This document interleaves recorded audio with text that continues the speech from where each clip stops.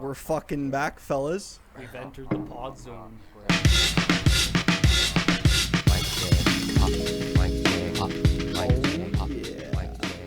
All right. We are back for episode number 318. We got the typical host. We got Mr. Parker Scott, the one and only. You've got myself, Calvin Vergowan, and why don't you go ahead and introduce yourself, sir? It's your boy, Skinny Penis. Dakota Maboda. All In right. the house. We got Big Dak here with us, one of Parker's fellow boys. So welcome, everyone. How are we doing? Doing good, man. Yeah. It's good to be back on the pod. It's been a couple weeks since we ripped that Halloween episode. It has, yeah. I guess it's been a month almost, huh? Close, yeah. 3 weeks at least. The time does fly. Oh, yeah. We got those busy working lives. Yeah, man.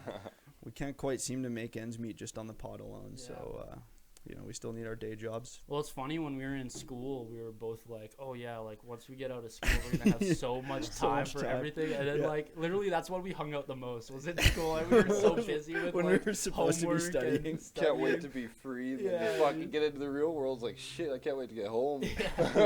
Yeah. Oh, I know. Exactly. It's like the end of the workday, you just kind of bagged and you just... 100%.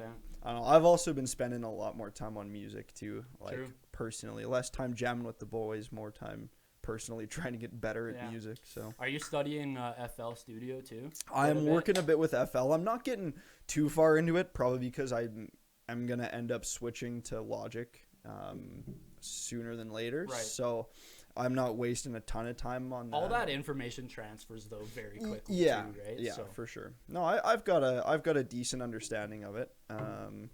It's... You guys might hear me hack into the mic. It's all good, bro.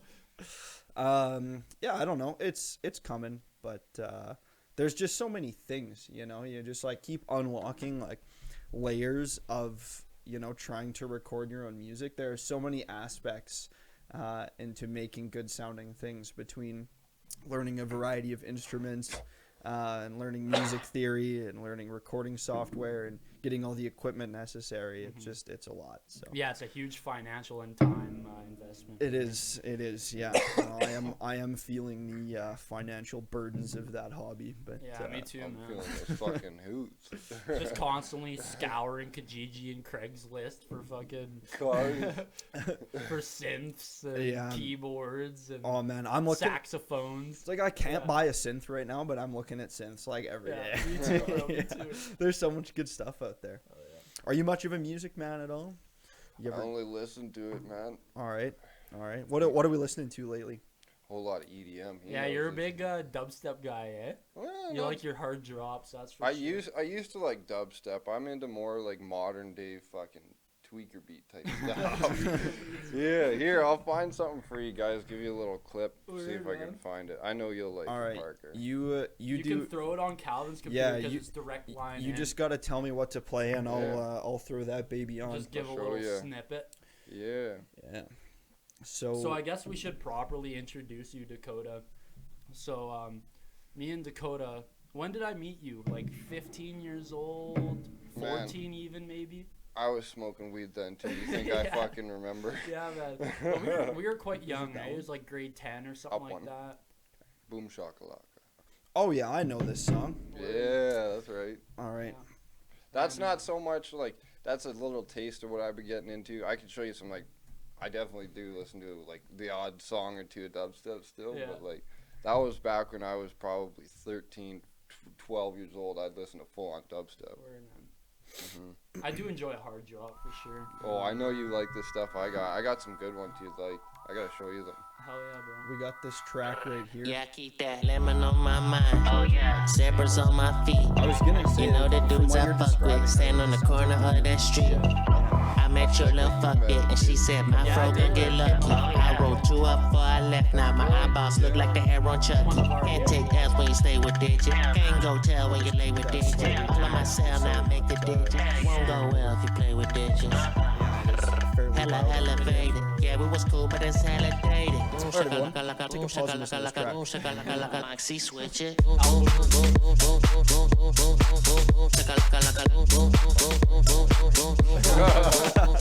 water. Get fucking hydrated. I've definitely heard this song. I don't know who Yeah, showed me this too. to me, but someone definitely That's brought a good that to my song, attention. man. I'll show you one you haven't heard before then. That is a good track. All right, you keep looking. So, yeah, man. I mean, I think the toughest thing with the music at this point is I'm in the depths of getting into the chord progressions and trying to learn chord progressions on multiple instruments. So like learning the theory, not just like the shapes to put your hand in on a bass or a guitar, but then also being able to transpose that like vocally or going to a keyboard or a synth or even like tuning drums and all of that. It's like it gets so complicated. Dude, it goes man. deep, man. It goes very quickly. It goes deep. Have you ever looked at the music theory Reddit? No, Dude, it's crazy. I'm like, oh yeah, I'll check this out. Maybe I can get some good music theory tips from these guys. And I'm looking, and it's just it's so over my head. Yeah. I'm like, oh man, I'm not even gonna bother. And they abbreviate everything too. So like, there's like symbols that I've never seen before. Right. Like it's just so much. All right, what are we looking at here? That middle one there, Zomboy there. Zomboy from Lone Wolf. The song is Lone Wolf, but yeah. All right. Yeah, almost got her. Close enough. That'll be different for you guys. So yeah, Dakota, what brings you out to Calgary here? Funnily enough, I'm actually out here for work myself. Talk about fucking working lots. Yeah. All right, we got this track pulled up right here. Yet another song from Big Dad. Oh, true. I didn't even remember. We're gonna put on the strobe light. We're gonna play this song. No, actually, I do believe that could be somewhat of a choice myself. We've got a light bulb that can do this. Brave up. Yeah, man. You guys ready?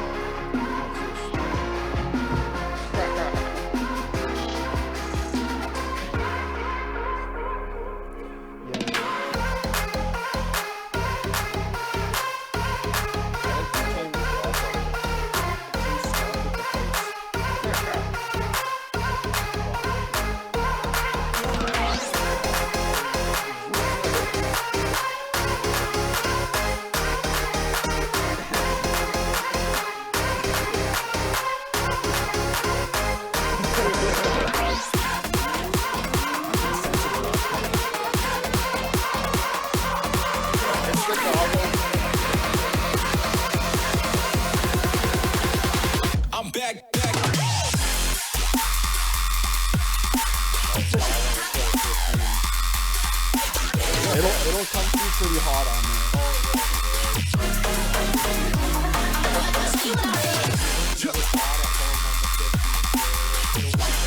Man, did I show you those speakers I got? Yeah. Bro. I concur with your description of tweaker beats. Yeah, exactly. That's one of them. That's pretty bang on. You got some new speakers. So now, what kind of now you're speakers do you speaking my got, man? language. Yeah. I'll show you guys here. Big speaker nerds right here. Oh, 100%. we are speaking the right language. We are indeed. Describe them, Dakota. Well, to start with, they're a set of Nuance 200s. I got a set of them. Nice. What are they equipped with? Like They got 6 10s between 2 towers. It's a 7.1 system. Oh yeah. That's hot. I got it running off of 2 receivers. Some some tweeters too in there. Oh fuck yeah! It's a 7-point system. I got a full surround, 5-point surround. Yeah, Hell yeah. 5-point surround. That's pretty sweet, man. Oh, it's fucking loud. I just gotta find a video. What are your receivers? I think the ones at Kenwood, they're cranking out some fucking power. I just gotta find them. Do you know how many watts you're pushing per channel? Per channel, like per sub, it's 100. Right. 100 per channel. 100 watts.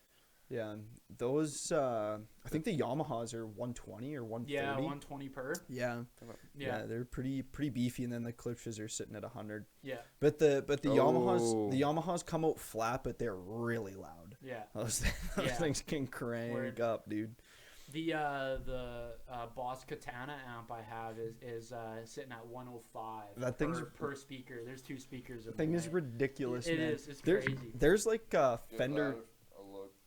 Sorry, go ahead. Oh yeah, man, those are fucking sick. Yeah, so two towers with 4 10s each. Yep. Holy shit, man, those are sick, dude.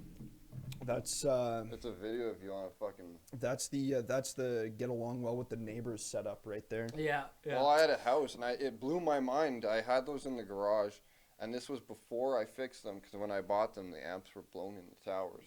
So those fucking 10s didn't even work. Right. So I bought a set of new amps and rewired it all, and then got them working.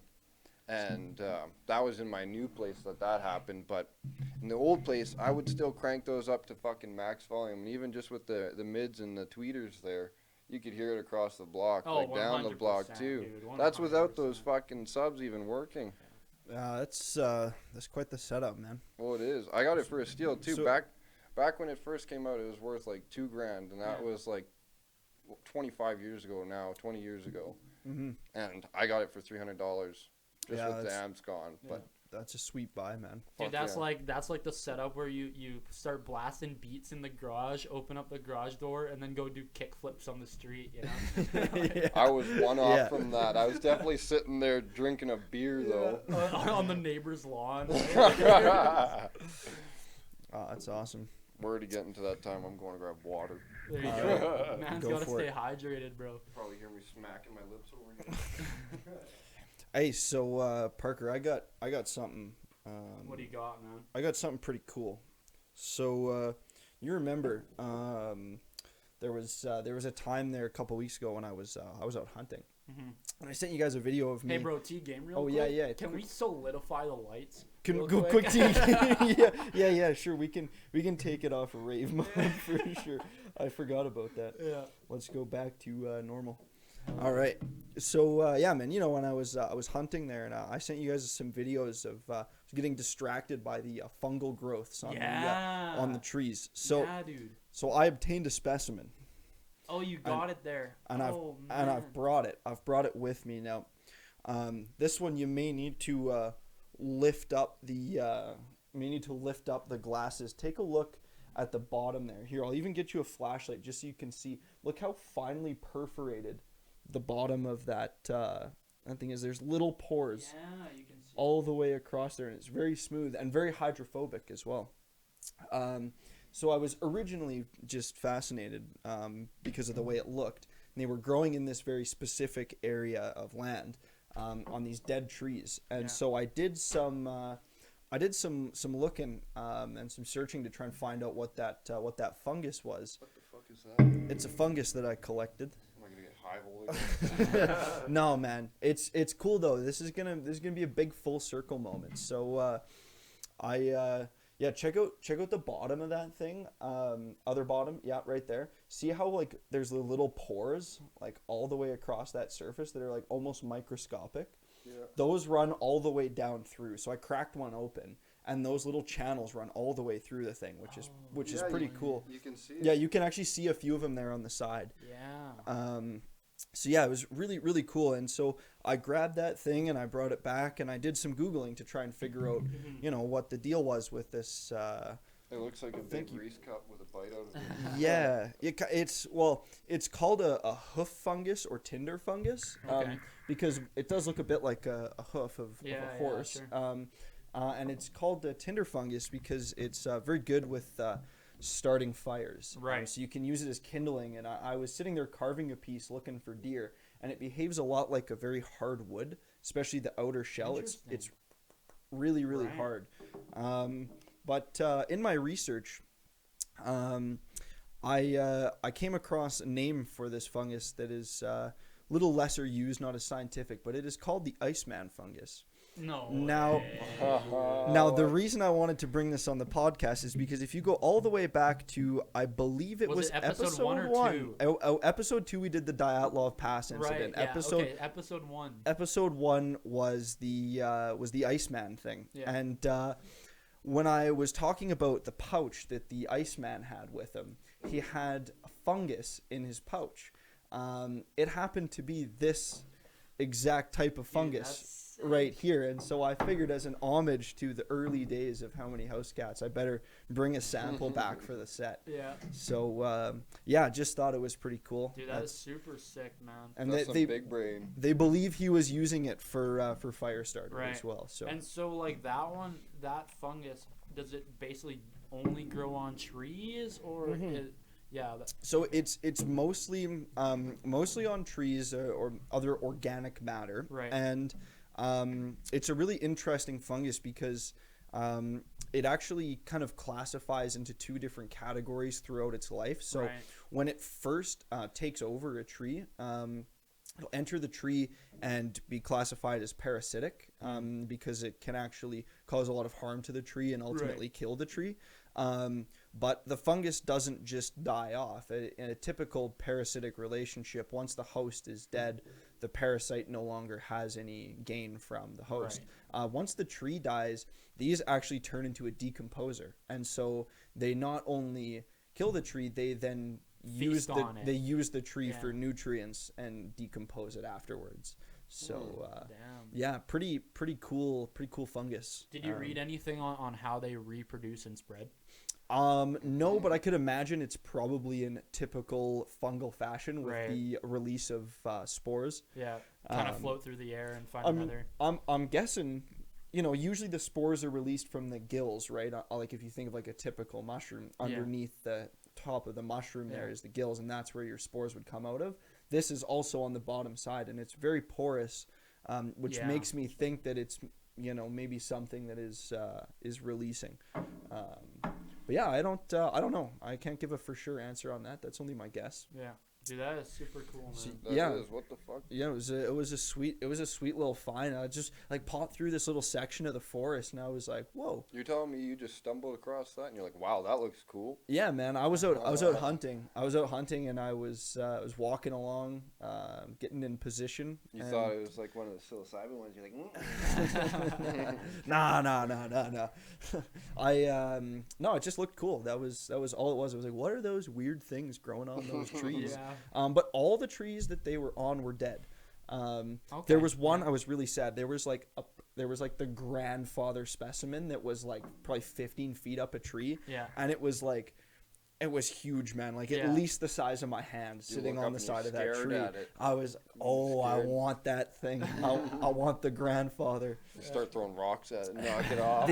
They're a big stick. Really hard to get off the tree. Like very, very set on the tree. You got to like whack them with something to get them off, or pull them upwards. Yeah. Yeah, they're pretty. They're because like it's a little hard to describe it. They almost like grow out of and then attach themselves onto the side of the tree. So it's like at the roots. It's kind of up, like they're scattered up, and it's almost like it splits the tree open into like a little crease, and then it comes out of that, and then grows like a little plate, and then I think it's probably seasonally that you're getting like the layers like that. But you can actually feel that bottom layer is a little bit softer than the top part that's kind of hardened up. The bottom one feels kind of like an HDF or something. That thing still sounds and feels solid. It's interesting. I've never felt a mushroom I would of love any to sort. see this one alongside a bunch of them that were all different ages. Yeah, to try and get a feel like you did, right? That's what I was nerding out over. That one's quite aged. So there were fresh ones that the kind of whole thing looked like that bottom layer does. Yeah. And then I think it was kind of those older ones that have been in the sun for a few years that have kind of weathered. Yeah. They end up looking a little different. That is bizarre how hard it is. Yeah, I know. It's fossilized. like you're very used to it being quite soft, but it just it grew naturally to be this hard, or just because it's died? Oh yeah, no, it's. I don't even think it's dead, man. I think it's probably just dormant. Like I think at the rate that those things pull off a tree, I think they can probably sit off of a tree for years and be fine. Holy shit! Fascinating. Yeah, pretty cool little find. Looks like you tried eating a bit of it already. It kind of does, yeah, but it fits perfectly on various curvatures. You can actually see how it would like sit. You can see how it would sit on a tree like that. Oh shit! Look at that.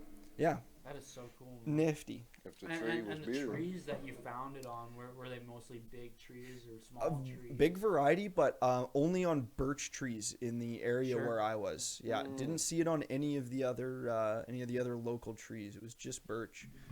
Although the host of the cabin did say that there were some poplar trees that he had seen it on as well. So who knows, man?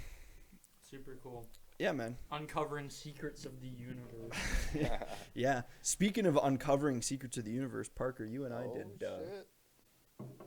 You and I did a cool thing Yeah, we did. recently. Yeah, last weekend. Why don't you give us a rundown? Yeah, man. Yeah, So let's hear it. Calvin took me out to a freaking, what would you call it? It was an observatory just outside the city in a dark sky kind of area. Yeah. And there was just a bunch of like super large telescopes, right? That they used to collect data and whatnot. And then there was a bunch of guys out there too that had brought their telescopes. Lots out of too, lots of right? amateur astronomers, Yeah, home lots of amateur astronomers. astronomers out there. Yeah. And so we just went out into dark sky country and just looked through telescopes for 2 hours. How do you at, stumble across something like that? Jupiter and Saturn. Yeah, how'd you find that? You do a Google search. So like in a city like Calgary, there's a ton of stuff going on all the time. And you know, when you visit cities, when you go places, it's like you kind of look for like cool stuff that you can do. And you know, I was thinking like, why not, you know, do that here? Like it's a big city. There's cool facilities. I didn't There's even think of that. there's cool groups. There's lots of neat stuff going on. And so it was just like, I may as well check online and just see what events are happening in Calgary. And I looked through a few. There was like some trades expos that looked kind of cool. Like just lots of different stuff. You're making And us sound old. and so I trades came expos. but I mean, for the networking may be valuable, you know, That is very true. for us tradesmen. It's such a different experience being in the city. I was telling Parker on the way over here, I was fucking awestruck looking at the skyline and just driving through town. Yeah. It's so different. Like, It is a unique experience for sure. Lloyd is classified as a city, but it's just like a large shady ghetto. 40,000 now though in Lloyd. Really? Like it's grown quite a bit. When I left, it was 25. That's fucking Wow. Yeah, quick. 15,000 people moved to Lloyd since I left, which Well, is you see, fucking. the Lloyd that's girls crazy. around I mean, there are like fucking- in a relative growth, that's huge. It's huge, right? It's Like kind a- of weird. Like It that's doesn't what even like a make sense. 75% increase in Yeah. population. That's very large for Yeah. a 5-year span, 4-year span. It's because all the girls kicking around there, Ben. Oh, It's no. It's Oh, brutal. no. You know how that is. It's been that way for years. You wonder why the population's gone up. Oh, it's disgusting. Yeah. Walking bicycles. Oh. Dakota Brower. They're like the e-bike or those e-scooters. We don't have to pay for them. Just buy him a drink or two, eh? It's been as fucking bad as like a burger I've heard of. Someone got a McDouble for some head. Man. I've heard even a Dude, that's donut. what- Donut is the worst. That's Lloydminster, bro. That's Oh, my yeah. hometown. Yeah. Oh man, I mean, I've heard lots of things like that come out of the small towns. Yeah, for Oh. sure, man. It's, I tell you, there's stories from Lloydminster that you will never have heard about from any other town on the planet. Yeah. I Lloyd is a very unique place, man. I grew up in Strathmore, so it's still like 13,000 people, pretty small place. But Lloyd has a reputation for sure. It does. Yeah. 100%. Yeah, there's some It is- A lot of tradies out there, oil riggers. absolute specimens. You mean? Yeah. There's that end of the stick. It's all trades, and if you go there for oil money, that's Yeah. for sure, and trades money. But then you go to the other side of the spectrum, and it is known for being a hub of drugs because it's the intersection of 16 and 17, Yeah. going right Yeah. into Right between Saskatchewan there. Saskatoon and Edmonton, right? Yeah, Yeah. yeah, and it's bad because we're surrounded by reserves, and fucking 15 minutes north of town, there's a reserve too. Yeah. Oh, it's you know that. I guess that's. Yeah. That's Are you familiar with the area? Strathmore thing too. Yeah. Yeah. I know Lloyd. I guess somewhat. you get reserves everywhere, but it's not even just them. Like, Yeah. it's the whole town, man. Yeah, definitely some cultural issues in those rural towns. I don't think Alberta or Canada or even North America is unique to that. Yeah. Mhm. I think anytime you get out of population centers where you have current societal norms, I think you get into interesting kind of Different it's kind of like a fishbowl, you know. Yeah, And then like it gets isolated Lloyd a is little growing, bit. but I mean it wasn't for a long time. Yeah. And when you have an isolated group of people, things start to change a little bit, and different things become normalized or not normalized. And I think small towns kind of each have their own little ecosystem of culture that develops, and that's what I was gonna say. sometimes beneficial, and sometimes maybe not so Yeah. much. So I did want to talk about that presentation we saw Yeah, out yeah, at the yeah. Dark Sky. the cool area. thing. Took you a Yeah. little away from that. Yeah, it's all That's good. what the pod's for. That's man. what the pod's for, man. Do you want to talk about the presentation a little bit? Yeah, sure, man. So when I was looking at this presentation online, when I found it, I wasn't even really looking at the whole telescope thing. I had seen the actual speech first, and I was like, "Oh, that looks really cool." And then as I looked more into it, that's when I saw you can also look through telescopes while you're here. Yeah. I was like, "Oh, okay, this is the coolest thing ever." Go More Yeah. telescopes. Yeah, gotta do it. More telescopes. Yeah. The speech was I can't remember the fella's name. Me neither. Yeah, it was a physicist who had worked at CERN at the particle accelerator in Switzerland. CERN, you might know of the Large Hadron Collider, the big buried tunnel that's underneath the Earth, where they throw subatomic particles at each other and at steel plates near the speed of light to discover cool things about physics. What he was doing, and what he explained in his whole presentation, was the manipulation of antimatter. Now, I won't be able to verbatim, but to try and give his explanation of what antimatter is, it is essentially the other side of the charged particles we have. So at a very basic level, you've got protons, which are positively charged, neutrons, which are neutral, and then electrons, which are negatively charged. And you can have a positron, which is the positive form of an electron, and so behaves. It's essentially the same thing, but it's black versus white. It's the inverse of whatever that is. And so what they're trying to figure out is whether those subatomic, or not subatomic, but antimatter particles, whether they behave the same and react to the laws of physics the same as the particles that we're familiar with. So antimatter is a really rare thing, and it's quite hard for them. I think they used a unstable sodium isotope to get their samples of antimatter. Right. And they slow it down and bring it into this vacuum tube, and then monitor it inside this vacuum tube to see when it comes in contact, when that antimatter comes in contact with regular matter, what happens. And so it's both of those things have mass, and when they combine, when you have matter and antimatter, all that mass is instantaneously turned into energy. And the mass is no longer there, and it is pure energy that exists. It's a stronger reaction than nuclear fusion or fission. Extremely strong reaction, but it's very small amounts.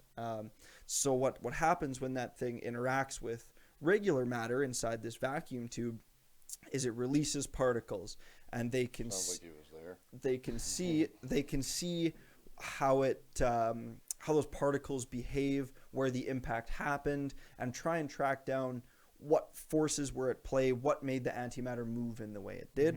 And what they're currently trying to do is they took their vacuum tube and they turned it up on its side, and they're holding a particle in the middle of it, and they're seeing whether gravity has an effect on that particle in the same way that it does normal matter. And so almost intuitively, you could think if gravity affects normal matter inwards, you would think maybe antimatter is repulsive. Maybe it goes the other way. They don't really know, and that's what they're trying to find. And he's saying hopefully by next year they can have some results. He said things got slow with COVID. What would the application of antimatter even be? What's its purpose?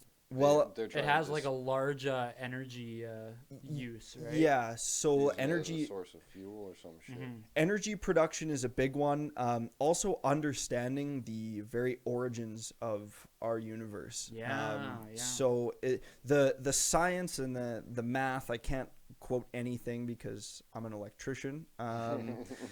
Basically, what it points to is that in the Big Bang, you had or you were supposed to have an equal amount of matter and antimatter created.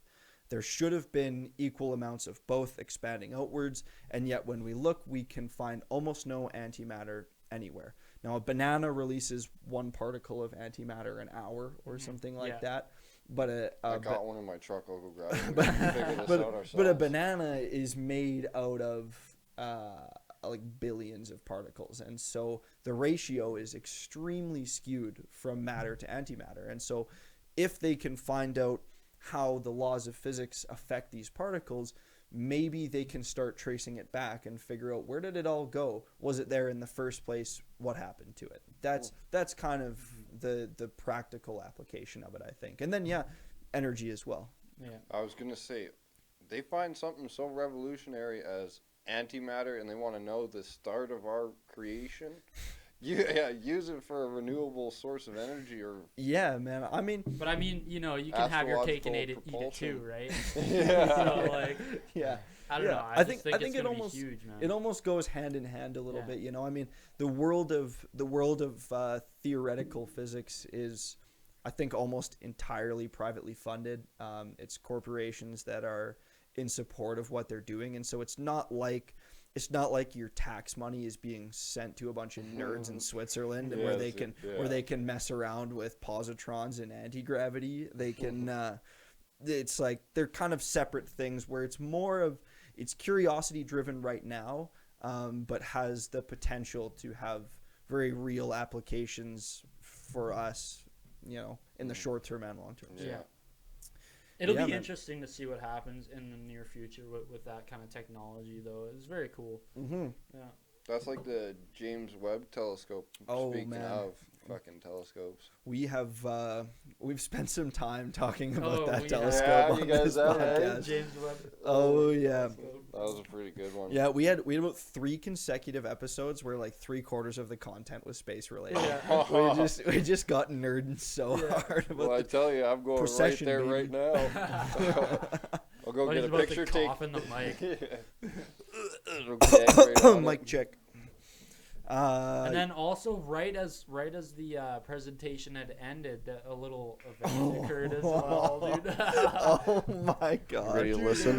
There was That like was unreal. there were some fucking daft people in that, There room, dude. There was people just like talking during this fucking Oh, those presentation. girls in the back. I was Oh, getting man. so frustrated. Like, I'm trying to hear a CERN physicist tell me things about antimatter right now, and you guys are talking about fucking Tuesday you- and Lindsay's purse. you guys are talking about Becky's yoga pants. Holy Can we fuck. not?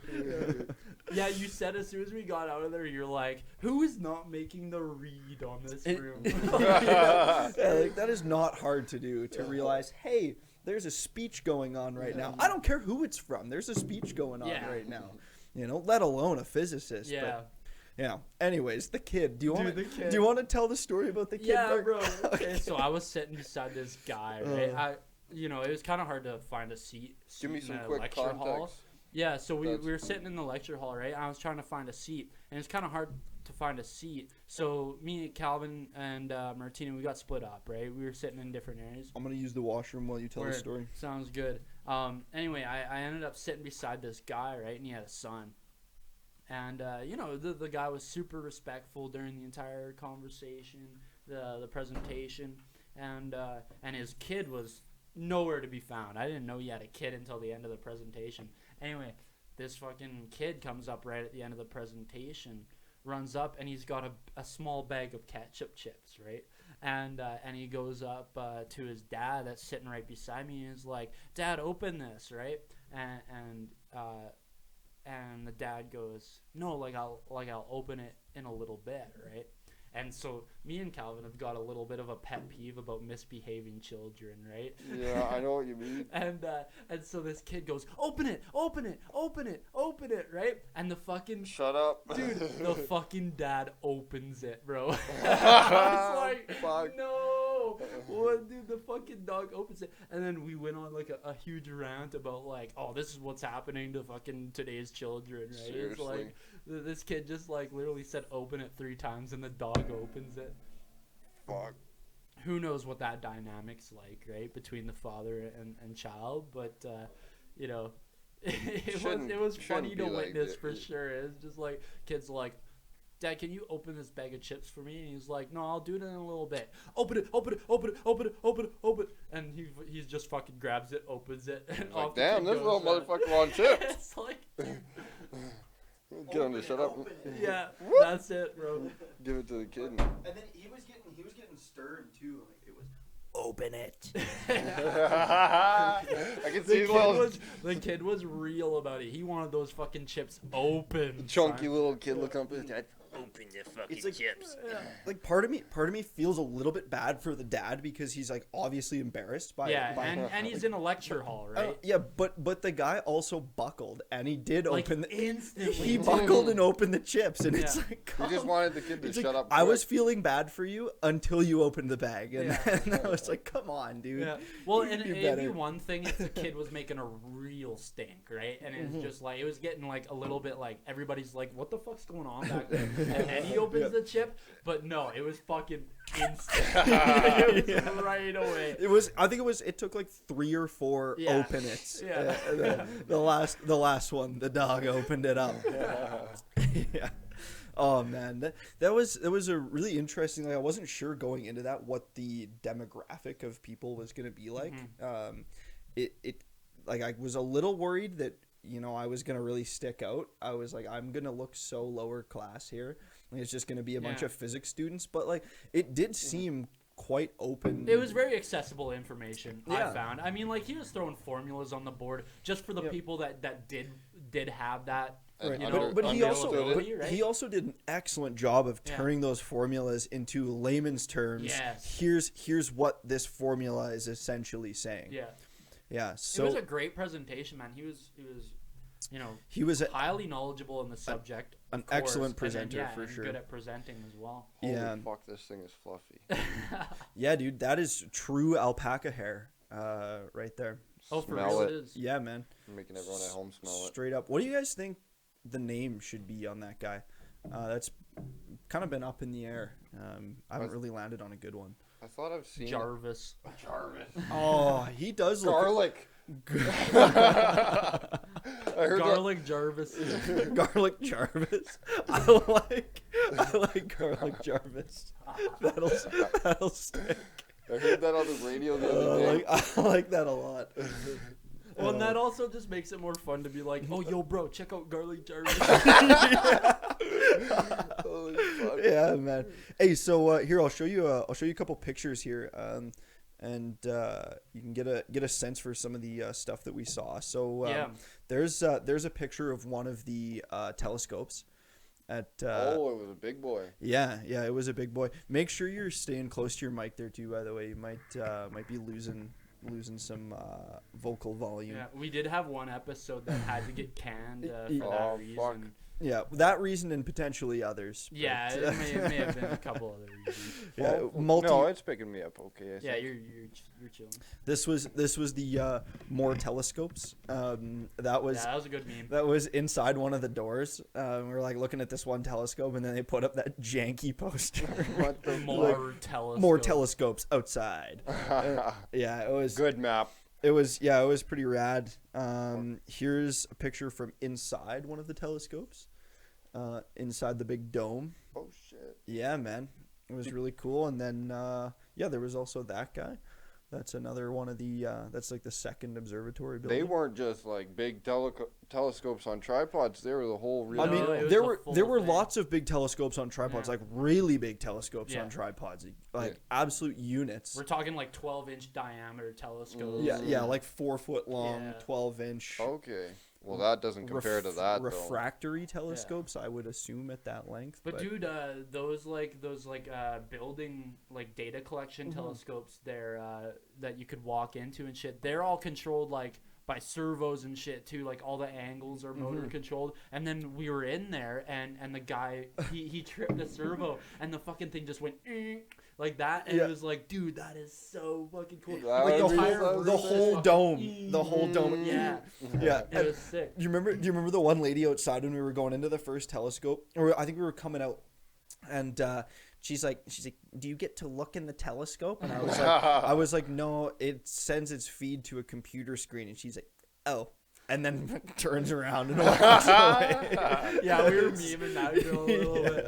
Well, but it was still really cool, even though you didn't. I mean, look through the it. thing is, like, the primary purpose of those telescopes is for data collection. Yeah. They're not looking to take cool pictures of Right, planets. of course. They're looking for, like, detailed data of different things you can see in the sky. So. Well, and it's like you couldn't look through the telescope, but there's still a live feed of it right on the computer screen. Yeah. And there's just fucking Jupiter, just like huge, right? I'm like, Yeah. dude, that's so sick. That's so dude. cool. Did you guys happen to get pictures of that?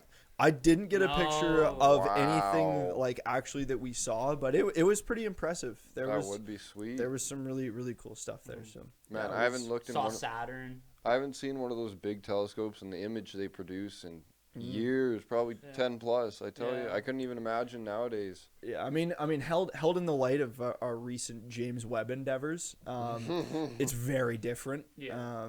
I mean, James Webb is just like shockingly cool. That is I mean, next level. Yeah, some of those pictures were unbelievable. But I mean, yeah, just really, really cool experience, and it was like $11 per. So Yeah, pretty, that's crazy. Easy. pretty dope experience for the price. Seriously. And like the sky was just great out there too. It was a Yeah, it was good conditions. cool night. Got to see beauty stars. Yeah. That was Not back too earlier cold. this fall, hey? Or when That was last weekend. That was last What the weekend.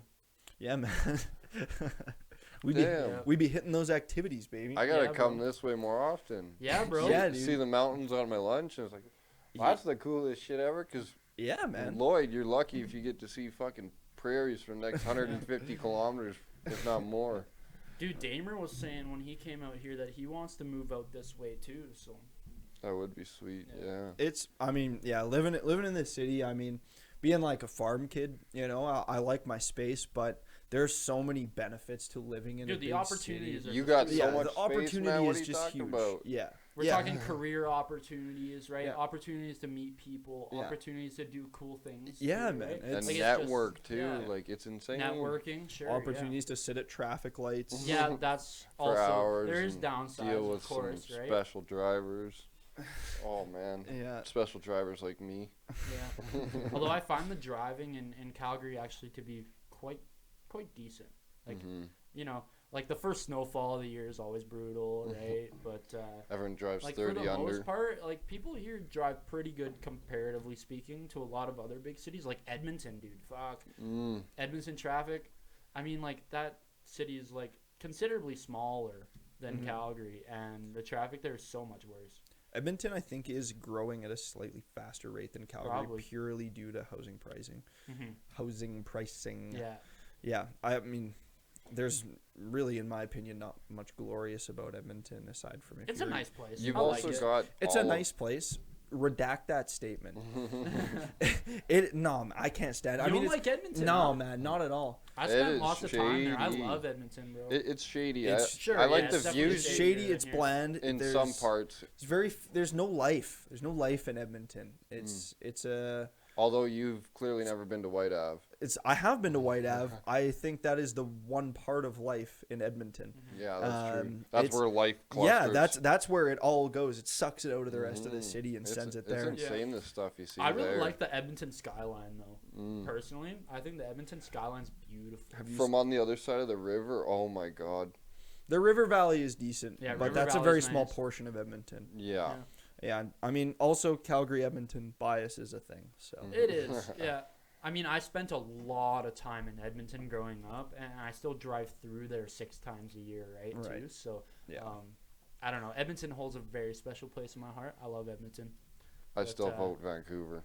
Yeah, Vancouver's fucking tight. The only problem Takes is it all. the finances. I don't like either of these of cities. Vancouver. You don't like Vancouver? No, man. What? Really? No, Why? Not How a much time have you spent not in a van Vancouver? guy. Quite a bit. Quite a Quite bit. eh? Where'd Yeah. you stay? Don't like van. I mean, at a whole bunch of hotels. What parts? Like, it's Metro van, so it's like Edmonton. Yeah, I mean, a lot of it was in Delta and like Surrey, Langford. Yeah. Surrey, that's like it yeah. wouldn't have been good in Surrey. I'll Yeah, tell you I mean, that. I've spent down like I really like Granville Island. I'll say that. Yeah, Granville Island's Granville tight. Island is very cool. Just I don't like the uniformity of the Vancouver buildings, especially in Sure. downtown. It's just Sure. it's a lot of that like tinted blue glass. Yeah. And I just think it just looks It's the kind bi- of bland and kind of industrious. It's the big suit look. Yeah, and I mean, I don't know. I think, you know, you've got like Whistler and everything, but it's also just it's all so expensive. And Oh my God, it's is it it's ever? crowded. It is. It's crowded, and it's just not. It's And the not. traffic in Vancouver is fucking ungodly. You thought it was bad here. It's just not my. bad. I love the island. I love the island. Oh, but, I do too. I'm not a Hands huge down. huge Vancouver guy. If I'm going to Vancouver, I'll just go straight to the terminal. Have you been to Cross. Have you been to North Van? I have spent a little Yeah, bit of North time in Van's North nice Van. though, eh? That's like yeah, it's I mean, you're kind of pushing into where cool shit goes on up Yeah. there. There's like some dope mountains and Yeah, true. and all Yeah. Yeah, this. North Van I was love probably that my view. favorite. Yeah. Of my entire Vancouver trip. Yeah. Yeah, no, it's all right. I mean, I think in terms of Canadian cities, I really like Victoria. Victoria's too. dope. Yeah, I'm big Victoria fan. Lots of the island towns are pretty sweet. And then yeah, I don't know. I'm very partial to Calgary. I think like Calgary, Canmore, Banff, that kind of whole stretch in there. It is a really good area. Yeah, it's pretty Fantastic. pretty ideal, man. It's hard to beat because you get the whole big city experience, but you also got, you know, the foot of the Rocky Mountains, Yeah. like 45 minutes Also, away. So. also the weather here, you know, like yeah, considering our latitude, right? Yeah. is incredible. yeah, Yeah. It does get kind of gnarly in the winters at But times. I mean, but at like 52 degrees north, it's gonna get gnarly, right? Mhm.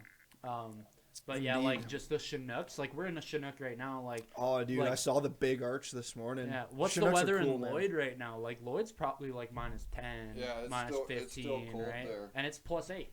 I think So- it was minus 10 today. I think. Yeah. Pretty sure. Let's take a look. Oh, it's actually quite warm in Lloyd right now. Really? It's 3 degrees. No way. Oh shit. Yeah, man. Not too far off from us. But it's heading in the same direction as Calgary next week. We got snow and minus 20s. Yeah, we got in minus it. 20 coming next week. So That's gonna be that'll be pretty interesting. gruesome. I'll be but ripping out the new fucking suit. I'm switching job sites and I'm going indoors. Hell yeah, next It bro. needs to That's stop fun. fucking snowing snowing and raining if it's gonna get that cold. Perfect timing, eh? Yeah, it's gonna be real nice.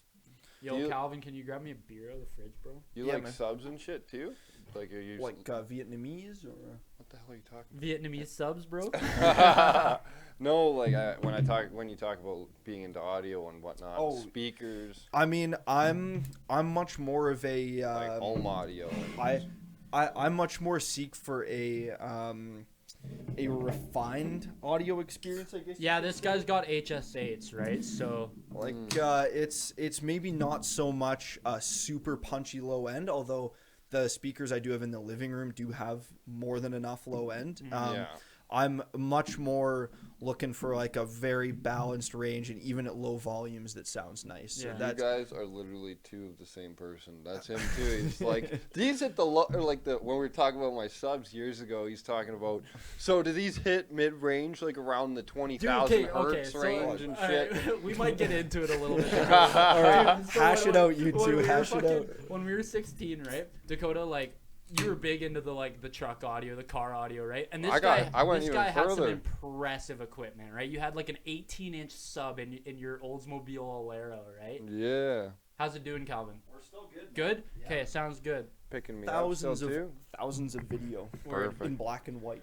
But you had like an 18-inch sub in your your Alero, right? Yeah, what I Yeah. did is the one seat folded down, so I just Yeah. built the box so that the whole trunk was the This box. fucking thing was like it was this fucking big, this speaker, right? Like, dude, And you always like your truck too had some like really impressive equipment in there too. But dude, the crossover just wasn't there. There was no mid range, no high end. Okay, well what you do is you just tune it on there. Dude, the bass hit, it was just. Just the all the windows vibrate. Yeah. Dude, you can hear the panels vibrating. Oh man. Get a load of this. Then. It was fucking cool though. We just like get high in the back of the car, right? And you'd have the lights going too that match with the bass or whatever. It would just fucking go. Yeah, I've got videos of it too somewhere. But yeah, man, like I still maintain that the secret to high quality sound is just a Full perfect, range, flat range. Yeah, just like the most accurate. See, I mean, I've still got limited time on the Yamahas, but I do think my Klipsch's sound better. Yeah. Just relatively when it comes to sitting down listening to a song, the Klipsch's are pleasing on the ears. Yeah.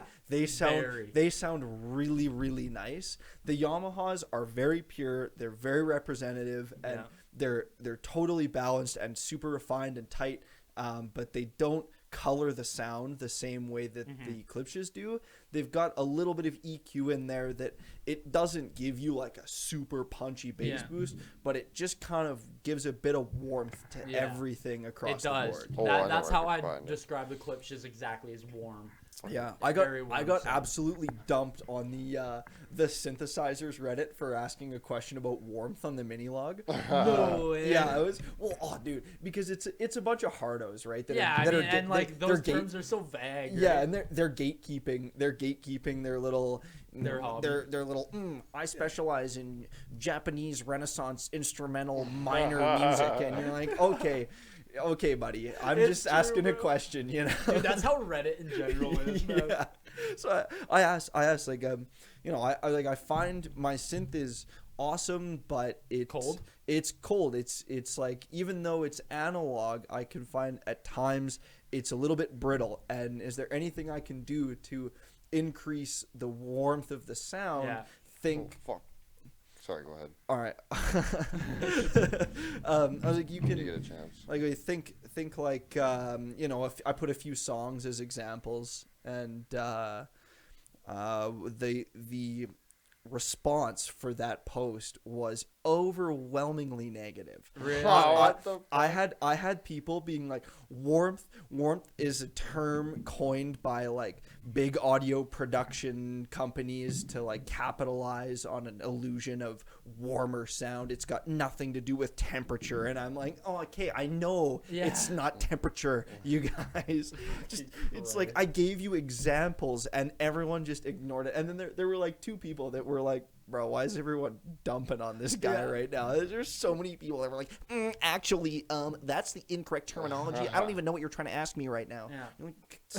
Settle Dude, down. but like when you hear a cold sound and a warm sound, you know the difference instinctually, right? Because like a warm sound hits you and you're just like, right? Now I gotta know, what kind of music are you talking about? What do you make? Dude, we'll bring you down after the pod, and we'll fuck around a little bit. We'll settle. Show you the HS8s. We'll do a little speaker tour of the house. We got a couple of stereo systems in here now. I like this guy already.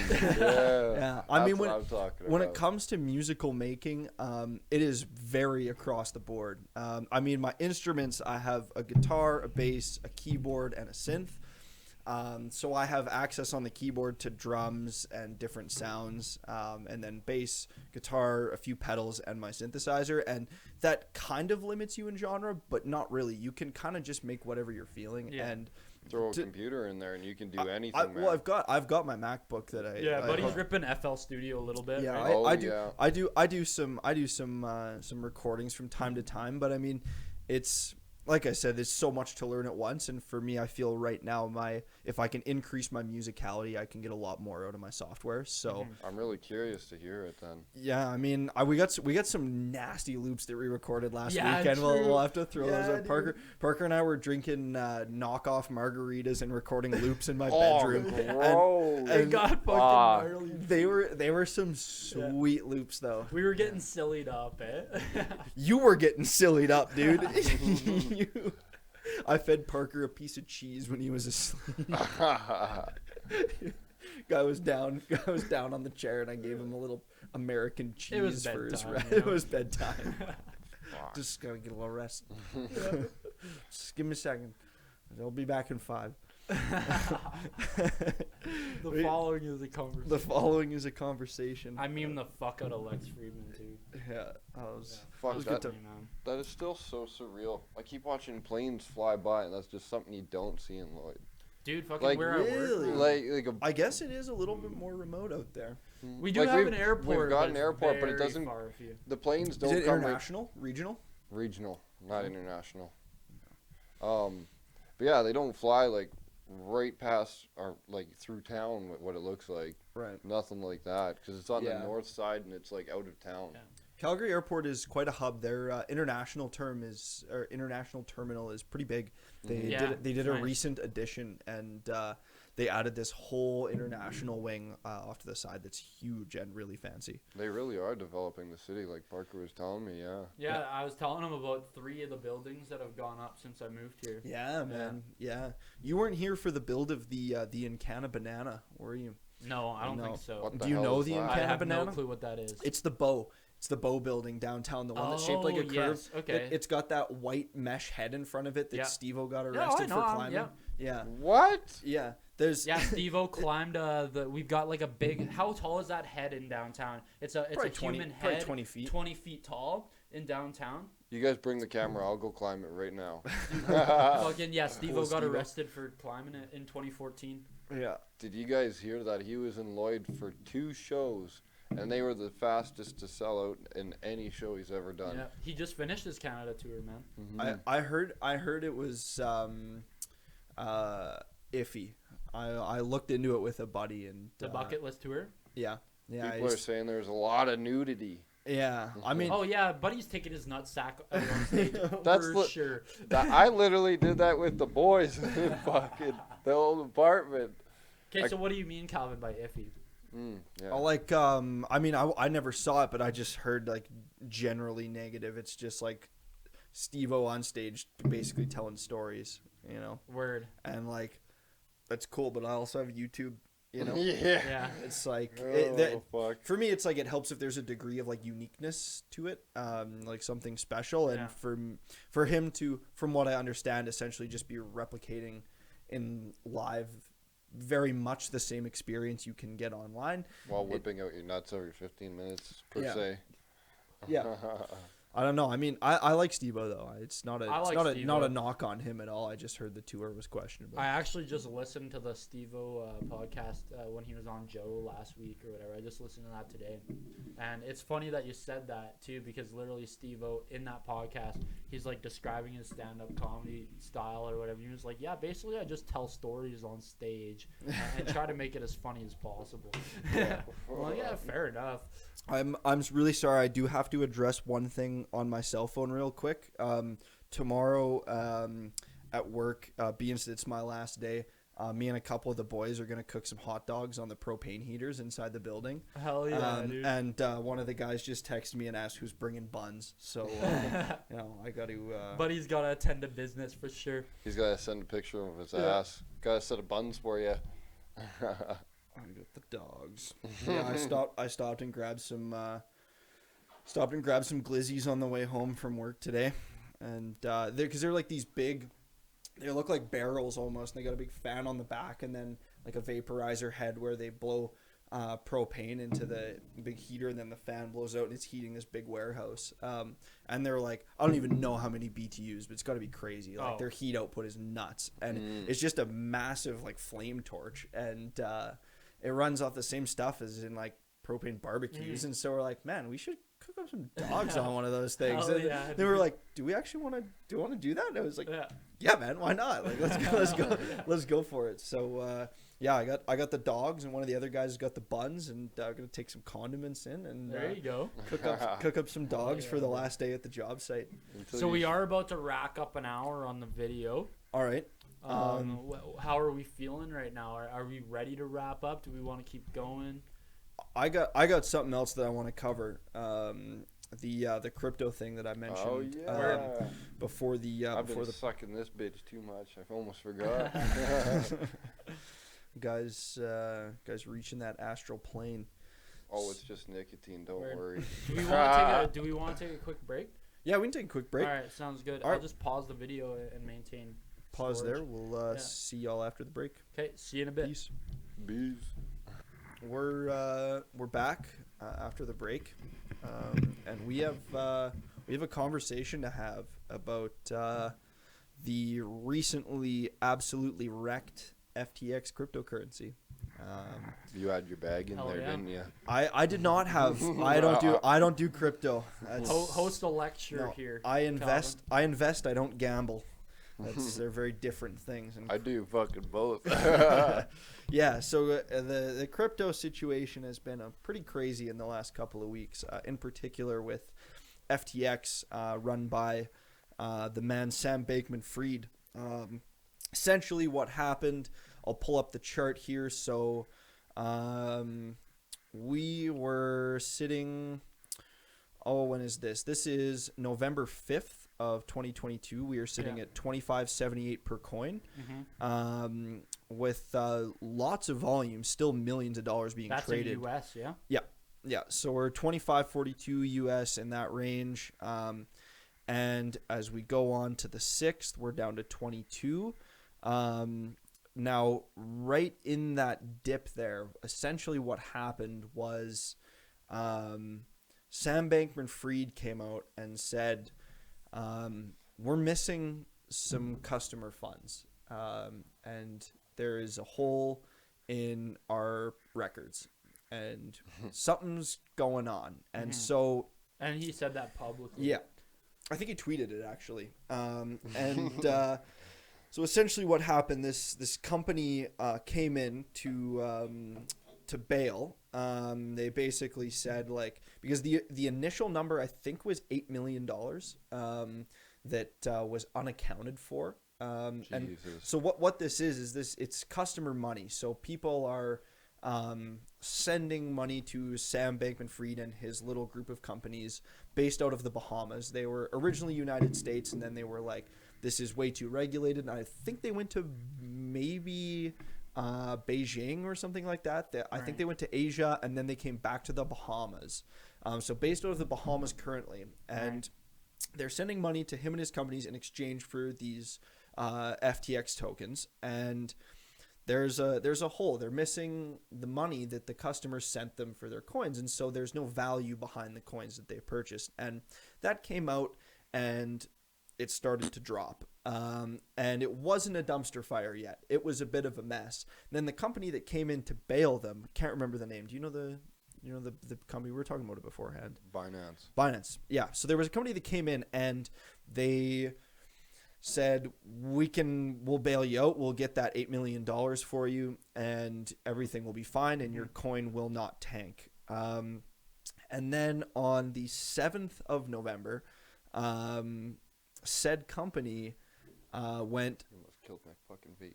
this is an absolute fucking disaster. We want nothing to do with this. Yeah. And as soon as that came out, like overnight, bam, you're down to 18. Yeah.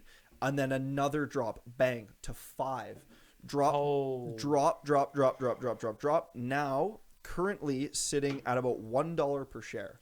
So from 25 to $1. Yeah. Massive loss. And as this came out, it actually wasn't $8 million.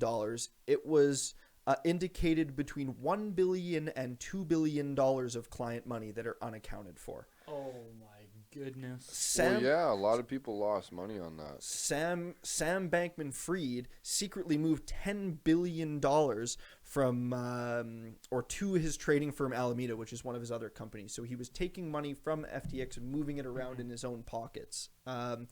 Essentially what happened is they took that client money and spent it essentially gambling. They went into high risk investments with that money that didn't pan out, and they lost it all. And Sam Bankman-Fried tried to cover and say, hey, there's just some records missing here, and we're trying to find it. Yeah. and then you know, these other companies got involved, and we're like, oh boy, this is a complete mess, and it's Yeah. not 8 million, it's 1 to 2 billion. Yeah. And that's when the absolute dumpster fire began. Oh man. And so instantaneous tank. FTX had branding on Formula One cars. They were on MLB umpires. They were marketed everywhere. All of that was removed because now people are getting convicted with scams, basically, like taking customer money that was supposed to be in a reserve and to grow in value for this coin that never did. And they just blew it, and it's all gone. And there's no way to get it back. It's gone. That's my big personal issue with crypto. And my dad said this in a very succinct way. When crypto crashes, the cupboard is empty. Yeah. In the sense that there are no assets to a crypto coin. It's non-fungible. That's exactly it. Yeah, there's nothing. You have no resources that you can sell. You have no services you can provide. You have no assets. There's nothing there to hold value. Yeah. And so when it tanks fucking hard. And so all this money is gone. It's a complete mess. More and more information is coming out every day, and it's a total disaster. It's dropped. That was like Terra Luna back in the summer. Yeah, very, very similar, although FTX is on a much larger scale now. Like FTX was supported by so many celebrities and even politicians in some cases, brand endorsements. Like, it was huge. And it's like imagine seeing like I mean, it's not like Apple level popularity, but you know, advertisements that you see everywhere. Like say like TELUS, for example, you know, something like it's like something of that kind of money. Yeah. Just gone. Like just erased down the drain, and there's nothing in there to prevent that from dropping. It's gone. You've got no assets. So pretty interesting situation. It is kind of ongoing, and the whereabouts of the funds is still unknown. There's basically people just trying to cover their asses. However, Sam Bankman-Fried is still a billionaire. Offshore account. It'll be interesting to see how this unfolds over the coming months. There's definitely going to be incrimination happening.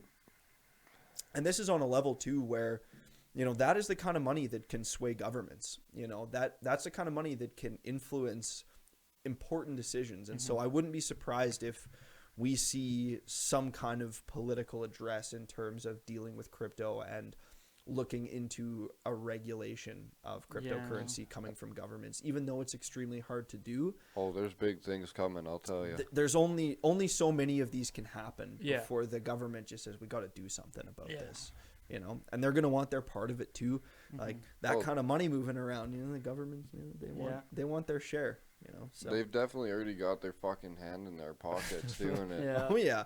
It's already starting to like they're starting to get in with regulations and whatnot, but there's still certain platforms that are decentralized and unregulated by the government and major banks.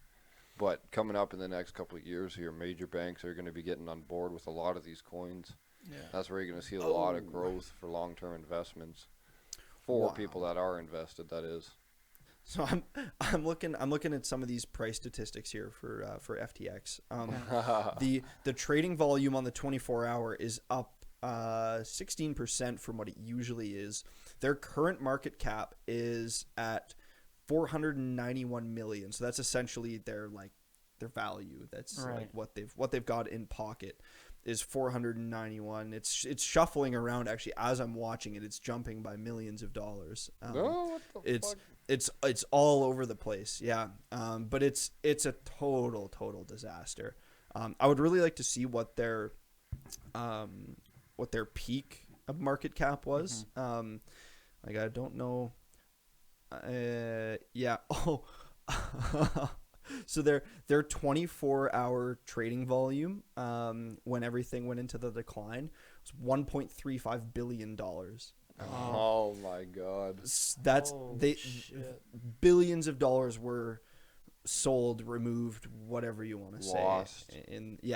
Because that was the whole problem. It just fucking poofed, like you're saying. Yeah, just overnight. Coin and all. Overnight billions just down the drain. Like I couldn't imagine being a part of that, and I'm really thankful that I wasn't in something like this because it's great. Yeah. And then it's so abruptly not great that you can lose everything. And there are people who put their life into things like this. They choose not to diversify. They choose to pick one thing that they go, oh man, if this hits, I'm never going to have to work a day again in my life. Yeah. And that's gambling. It's a gambling mindset, and that really, really screws some people up. Now, it'll be interesting to see as well what happens in terms of reimbursement, because they don't have the money to reimburse. Right. They're going to be obligated to. However, they contractually have to. Exactly. And so if you sold and you're looking for your money, something's got to give. Yeah. And it's going to be interesting to see where that comes from. So someone's going to jail. Yeah. Yeah. Multiple someones. Actually, there's a peak here. There's a peak here on their trading volume of 3.3 billion. I still cannot believe the amount of planes that fly past here. Yeah, dude. I'm about to be one. Guys digging the airplanes. Eh? The city life. I'm right up there with them. Well, it's kind of cool because we have a runway in the city that kind of lines up with downtown in a way, so you get planes coming over downtown. You get the right angle and a good enough camera. So almost anywhere in the city, you can see a plane flying around. That's fucking sweet. Yeah. Well, I mean, out in Airdrie, I can hear them all day. So right over. I've got market cap here. Their peak market cap was 7.19 billion. When was that? Holy moly. That was on March and April of this year. Currently, market cap is sitting around 400 million. Yeah. So pretty dog shit. Huge decrease. And it's interesting when you look at that market cap and go, okay, so they had $7.19 billion. The numbers showed that they had 7.19 in pocket. The fact that they used like 1/7 or maybe even 2/7 of that for like shady deals is just crazy. That's fucking taking gambling to the next level. Oh, it's corruption, it's gambling, it's people getting screwed over. It's just chaos on every front. It's wild. You probably had a wild time doing it. Holy fuck. Oh, moving that much money, you gotta have some sort of fun. I couldn't imagine Mr. FSBF there just waking up and going, oh. Yeah, tough loss. But anyways, that's what I wanted to share about that. It's a kind of an interesting thing that we've seen happen. Dude, that is super interesting. Big movement of billions of dollars. So I have no research in the crypto market at all, so that's super interesting stuff to me. I guess we kind of left you there. I mean, that's fine. All good. That's fine. It's if there's something to be unknowledgeable about, you're probably okay being unknowledgeable about crypto. Yeah. If you don't know shit, that's fine. It's probably better for you. Won't hurt you. Yeah, it's when you go head first into it without knowing shit, that's when you get into real trouble. Yeah. Yeah. Anyways, that's all. That's all that I had. Yeah. Now, I'm curious then, where do you stand on Bitcoin?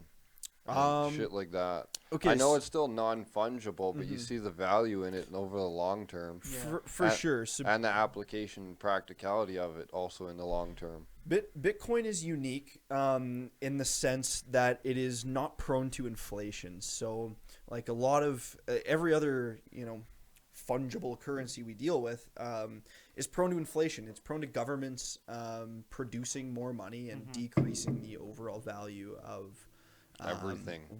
Everything, including first and foremost that currency. And so I think the thing with Bitcoin that is remarkable is that upon its creation, only a set amount of Bitcoin will ever be produced. It caps at a certain number. I don't know what the exact number is, but it caps. There's 21 million, something like that. There's an end there where they say no more. And what that really does is it's a really strong motivator for the value of that currency and keeps it from declining. Now, what can still happen is like in the lifetime, once it's done, it won't face inflation, but it did face inflation because you had this big spike in Bitcoin buying where all of this Bitcoin was being produced, people were getting involved in it, and then mining became a thing, and that gained a lot of popularity. And kind of a backfire of that was as mining became more popular, people were making money off that, more and more people get involved, you've got more Bitcoin coming into the market, which is in the short term decreasing the value of that. So there is still more Bitcoin being produced, and so you have a kind of small scale inflation. In the term of, the whole timeline of Bitcoin, it will reach a point where it physically cannot inflate anymore. But until it reaches that cap, it is still prone to inflation in that kind of short-term sense. So I think it's unique and has a lot of potential upside. I mean, the encryption side of it, I think is awesome. Parker and I had a conversation on our last podcast about the digitizing of regular currency and how our money is no longer in cash. Our money is sitting on a server somewhere, and all it takes is for someone who's a little smarter than the guy who made that server to just go, no, you're done. Seriously. It's not hard. And so from the encryption, decentralizing the currency and putting it in the individual hands of the people who buy into it, I think there's a lot of value in that. At the same time, depending on platform and coin you go with, you can be in the same situation as the banks, though, because now you're all online. Not that I'm trying to shit talk it by any means. I'm a supporter of crypto by far. But I think, Bitcoin's got a future of application, especially talking about like digitized currencies. Yeah, it's just way less at risk of your bank account getting jacked. Because no one can access your Bitcoin, right? It's like people have lost insane amounts of money because they can't get into their own Bitcoin. Yeah, exactly. That's like the external wallet and forgetting the fucking password to it. Yeah, exactly. It's brutal. The rate of encryption is so fantastic on it that it really keeps what's yours. And it's, I can't say impossible to break, but it's about as technologically impossible to get into as we can manage right now. And so to me, that has a ton of value. But in terms of investment, it still lacks asset in the same way that FTX does. It still lacks the anything sitting in the cupboards, and so when it dives, and there's nothing there to bring the value back up because there's nothing concrete. And what is also happening with crypto now that's kind of been a phenomena that we've seen kind of since the whole Dogecoin thing, the whole Wall Street bets incident was it is very culturally influenced, and so crypto fluctuates. 100%. It fluctuates with what Elon Musk is putting on Twitter, and it's just, that's technology for you, man. And to me that's kind of where I draw the line and say I don't want my personal finances at the mercy of what it's some guy is what some guy is saying online, and that's I generally lean towards blue chip stuff for that reason. It's definitely lower risk, and I'm not going to go so far as to say crypto doesn't have its place, because I think there are definitely positives. I think ultimately we learn some lessons from the crypto world that we can apply to our current situation. Well, exactly. That to me is optimal, because I wouldn't like to see everyone put all their money into cryptos, because it would be a disaster. People that do that are pretty fucking stupid. Like, they're gambling either way. 100%. That was profound. Well said. I agree. Like, if you think about it, it is gambling, because you can't say for sure what's going to happen, especially in the economy in the last couple of years. Not getting political by any means. It's just like what you were saying with the influence of just how, like, the cultural influences and social media. A fucking tweet can change a stock value. Yeah. So it's highly volatile. So I see your point there. Now, what can also happen though on the flip side, just for the sake of giving a full picture, it's not so different for the stocks that we deal with, you know, as investors. I was wearing shades. It's not so different, because really what drives the value of a stock price and how many people are buying and selling is quarterly profits. That is by a massive margin the biggest influence on stock price. And so if a company all of a sudden, you know, say the owner of that company, with the way word can spread now, say that owner gets some dirt dug up on them, say whatever it is, who knows. Yeah. Say 15 years ago they said something that by today's standards is really not okay. That can, you know, create a boycott very easily with the way the internet can work now. Well, that's exactly it. Yeah. You can create a boycott in that, and all of a sudden people are not spending money on that product or service, and now you've got a lower quarterly earning. And so investors are going, it's time to go. This company isn't growing anymore, and things are looking downhill. And it's only like the scams and the scandals that really drive that, like, you know, going from $8 billion to 400 million, you know, yeah, seriously. That's scam type That's stuff. But big you can still face drops in stock price due to cultural events across the board. It's not unique to crypto. So we do still face that. It's just not nearly as volatile in the rest of the investing world. Exactly. Bitcoin's held its own for years. That's why I have faith in it still, because all the way from 2008 it's been a performer. Yeah, man. And it's got big predictions, and it's already fulfilled a good portion of them. Yeah. No, for sure. I mean, it's still I think Bitcoin, a lot of people attempted the day trading type approach to Bitcoin. And I think it's proven itself as a crypto that's really not the way to do it. You can. Especially not with Bitcoin. Yeah, you can try, because it is still quite volatile compared to, you know, the rest of the, you know, blue chip type stocks. Right. It does still move a lot. And so you can day trade it, but when you look at those general trends of how it's moved, if you got in early, it's behaved like Apple or, you know, 100%. anything else that's had that slow start and then just slowly taken off. That general curve of Bitcoin is a pretty nice curve. Oh yeah, it looks good. So well, I mean, within the last couple of years here, there was 3 years ago I heard predictions that it'd hit $250,000 in the next 5 years.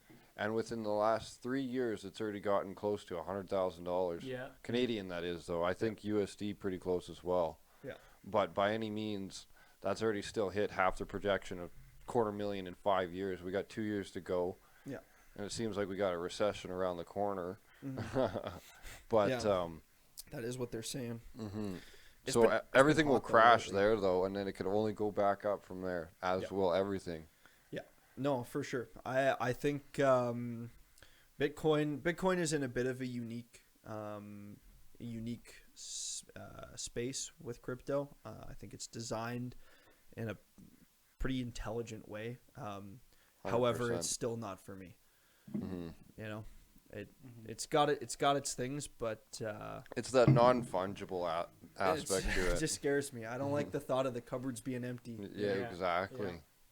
That's why you do it when it's affordable to do it. Like, you just put an extra couple bucks here and there, because you put $10 in back in 2008, you'd be laughing fucking 2021. Oh yeah. Oh my God. Like, that's why you do it with expendable cash. You don't go breaking the bank doing it. Yeah, exactly. And that I'm okay with, but at the same time, I still don't like to see my expendable cash disappear. And so if I can go slightly more risky, but not as risky as a crypto, I'd rather sit there, because even though it's expendable, it's better if it doubles than halves. Oh, that's exactly it. That's why you get multiple sources of revenue, or RGUs, as I learned, actually. They're revenue generating units. It's just a broad way of describing what you should do, like multiple avenues of income coming in at all times. Diversifying your portfolio across sectors. Exactly. Yeah, for sure. Yeah. Speaking facts. Yeah. Well, that was a good finance conversation. Really lost you there. Dude, no, we can do stocks if you like. I was just being a fly on the wall. Yeah, I'm not an expert, but I'm I could say a hobbyist maybe. So Sure. I enjoy talking about this stuff, and you know, it's hard to walk away from once you're into it. It's like it turns into this whole world where you're like, oh, I could make some money on this. Yeah. You know, it's great passive income. So. Exactly. Yeah. Well, should we call her there? I'm down. Yeah. Works for me. All right. All right. Been a That's pleasure. 3 votes for ending the pod here.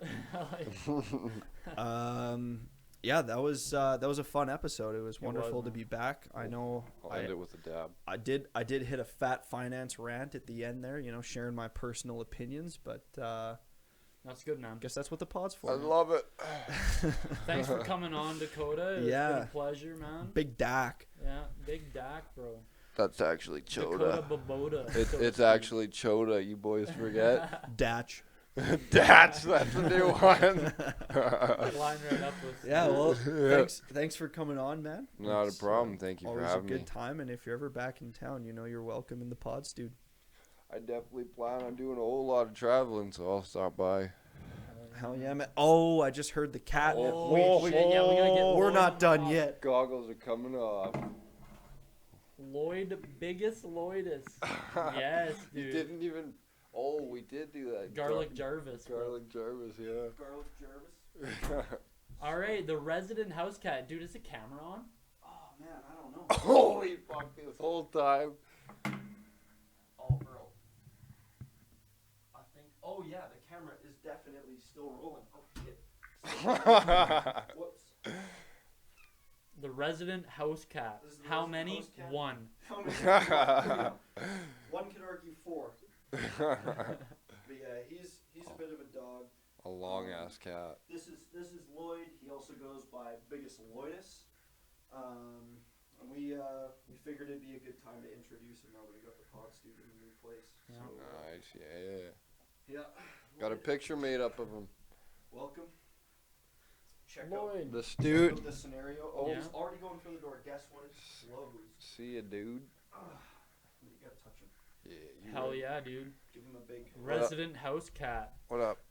Thanks this for is a good hosting. cat too. He's a huge. Yeah. He's a huge baller. Parker. Yeah. Touch him. Yeah. There you go. Take him. Yeah. There we go. We got biggest Lloydus in the house. Oh, he doesn't want to do it. He doesn't want to do it. The liquid kitty. Biggest Lloydus is off. He wants the door, man. He does want the door. Calvin denies him the door. Oh, I got the door. Don't worry. Try to get another little cuddle in. Yeah. I've never seen a cat being But okay that with being is, hung like that. Oh, Dude, that is Holy biggest fuck! biggest Lloydus, man. He loves being tossed around. See you later, bud. You know, on a podcast named such as How Many House Cats. You know, it's pretty obligatory. Yeah, that you- you get the resident house cat on set. You and gotta get you the gotta dog. introduce him to the audience. He's the director. Yeah. That is biggest Lloydus, And also known as Spingus. Spingus. Spingus. Yeah, he's got a whole variety of names. He does have lots of names. Yeah, he responds to all of them. Yeah, so that's Lloyd, and that's a wrap on the pod. That is the podcast. Thank you for watching. If you did, we had the listening. camera feed all the way. Or through. listening, good ad. It's been a good podcast. I do agree. I am smelling that. Let's call her there. All right. Bye, everyone. See you later. Bees. Peace.